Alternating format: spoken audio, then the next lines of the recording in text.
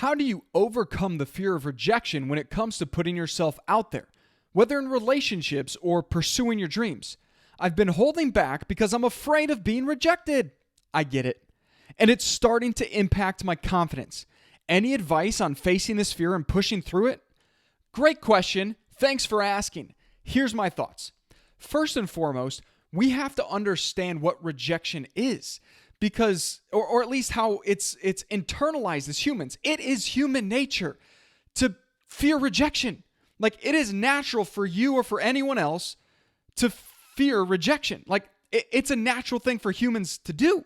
And the reason is we're actually wired to not want social rejection.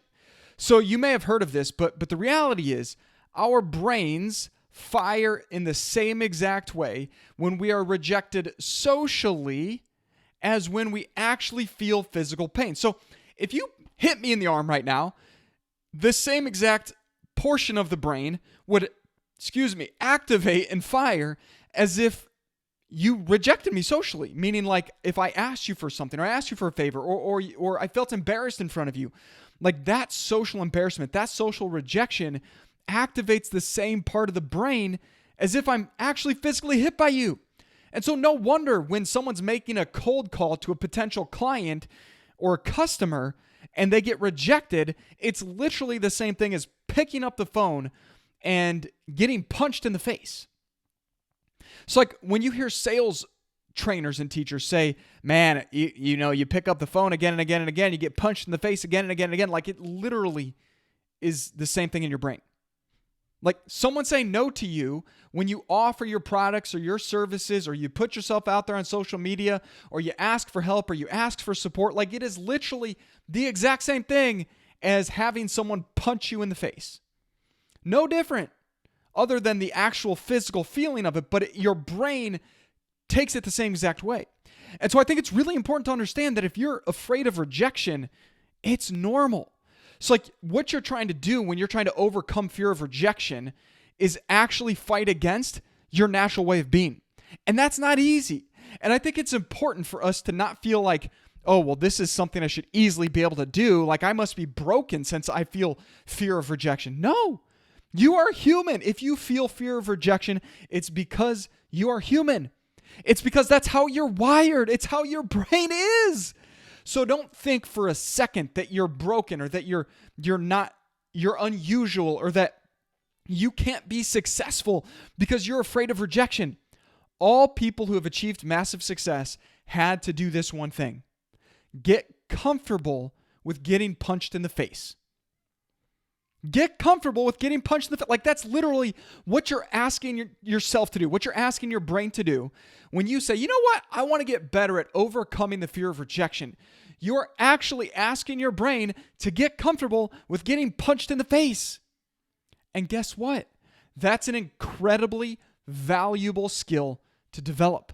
Because if you can get comfortable with getting punched in the face, then nothing will stop you from achieving your biggest dreams.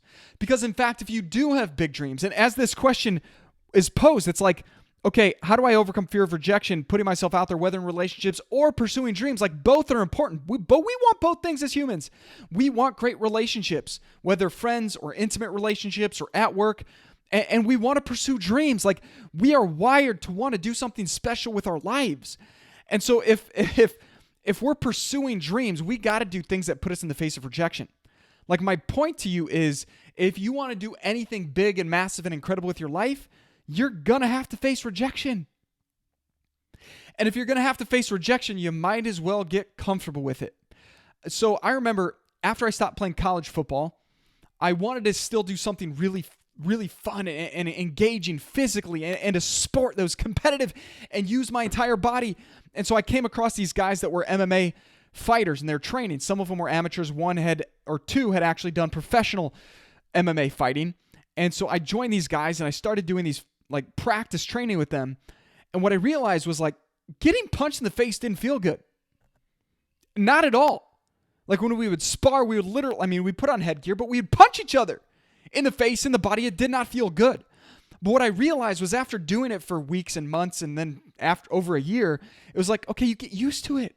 Like, I don't think it's good for the brain, which is why I no longer do the MMA part of it. But like, it's the only way you can get comfortable with getting punched in the face is to actually just get punched in the face. That's it. And so like when I started my speaking career, the only way I could get comfortable with being in front of an audience and speak to a group of people who may have wanted to be there, may have not wanted to be there, because if I'm hired by a company to go and speak to a group of people, like there's a portion of the people that are open, they're excited to hear from me. There's also at least a handful of people that are like, how quickly can we get through this guy? How quickly can we get on to the next thing? How quickly can I get to lunch? How quickly can we be done with this day? Like those people exist everywhere I go to speak. At least one, sometimes a handful, depending on where I'm speaking. But the reason I highlight this, say that the only way that I could get comfortable with being in front of a group of people who have the potential of every single one of them rejecting what I say is to just do it. Is to just do it. The only way you can get comfortable with rejection is to put yourself in the way of rejection every single day, as often as possible. Like if you fear rejection, the best advice I can give you is to go and position yourself for rejection every day. To make calls, to make outreaches, to make asks of people, of friends, of clients, to do things when you're talking with clients that could get you rejected. And I don't mean rejected in the sense of like you're saying something mean or negative, but like as an example, since I coach people for a living, I coach entrepreneurs. The one thing that I heard from someone that's a better coach than me, that I got to connect with on a coaching call and just like two coaches connecting, he said, if you're not risking rejection, he said it this way. He said, if you're not risking being fired by your client, then you're not actually coaching in the service of your client.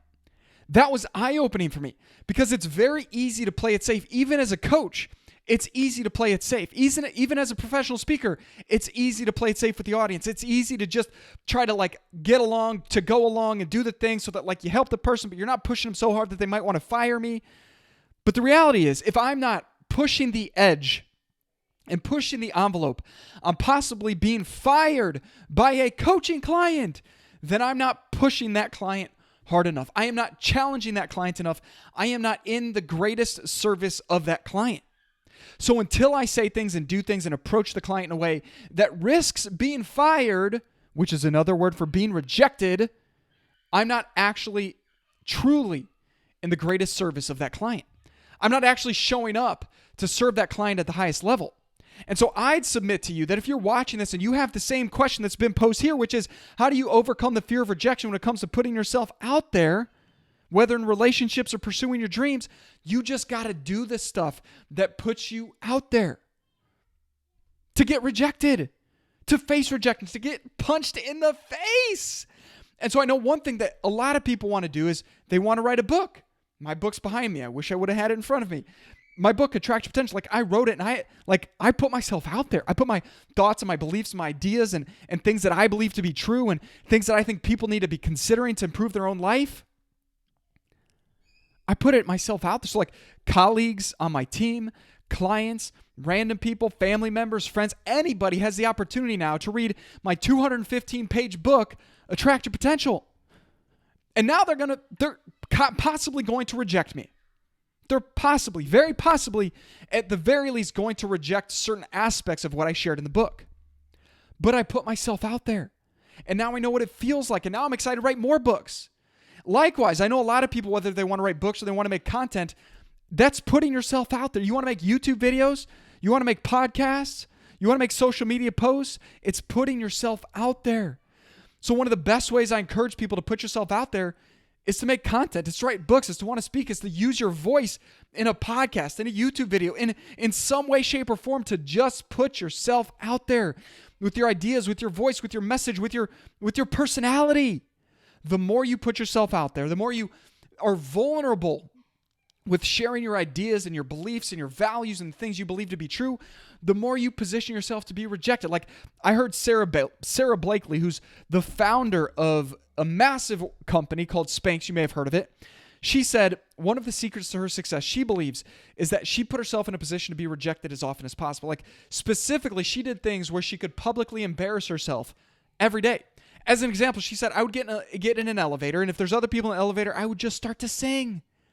She's like, I know that's embarrassing because I'm not a great singer, but like I would get in the elevator and I would sing because it's potentially embarrassing and potentially puts me in a position to be rejected.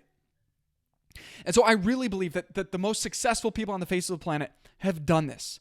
They put themselves in a position to be rejected. It doesn't feel good to anybody because we are all wired to fear rejection. We're all wired to feel the pain of rejection because we all want other people to like us.